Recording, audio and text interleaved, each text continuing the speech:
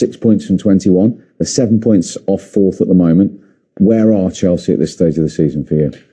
Well, that's the thing. When Graham first got the job, got off to a good start.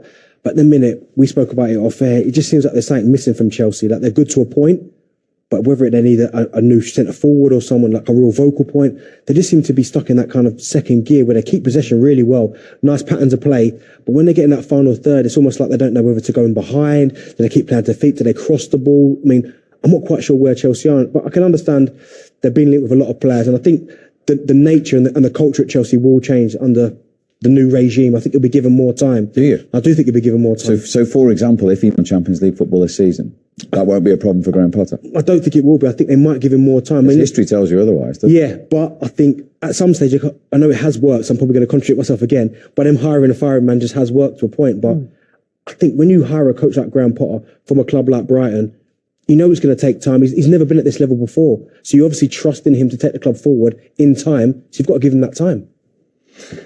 Yeah, it's different ownership there, Steve, what you're saying. I think there's a different philosophy behind it all with Chelsea. So I think he might be given more time if they don't get in the top four. I think... How far off the top four do you think they are? And not in 7 points at the moment. I mean, just in terms of the battle. The way they're playing, they're playing, they're off it. They're way off it, actually. Players have got to respond better. Graham just said in that interview there, we're not consistent, we haven't been consistent. Well, he hasn't picked a consistent team. I don't know what Chelsea, no one knows, I think, at Chelsea Football Club, even he and his staff know what his best team is. Yeah. When I say best team, the best 8 that start, 7 or 8, they're my spine of my team, the rest is there. Today we saw substitution. They've got a good squad, they go deep in their squad, but none of them subs came on and made a difference. And that's where Chelsea have always been a team that can change a game from the bench. You know, they've had that for years and years. Today it was evident. Plus the other thing, he wants to get that team. It's the first time without Reece James because of injury where he kept the same team. So he's searching, he's looking for a team. As you said, step forward against Bournemouth. Now I think that was a step back. So again, he's got another conundrum for his next game. Which is against Manchester City. Against Man City. So it's obviously horses for courses when you're playing City. You have to maybe pick a team slightly different. But you see the conundrum he's got there. And the word consistency, he hasn't found his consistent team. I think Silva is probably and Kepa at the moment. Those two are a shoo-in for every game. But the rest of them, and I think the players feel that.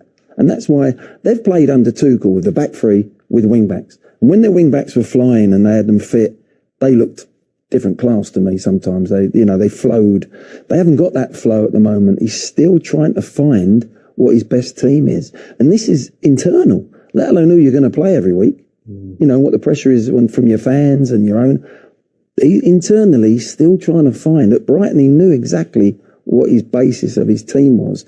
He hasn't found that yet, for whatever reasons, and I think that's why they're on a sticky wicket at the moment.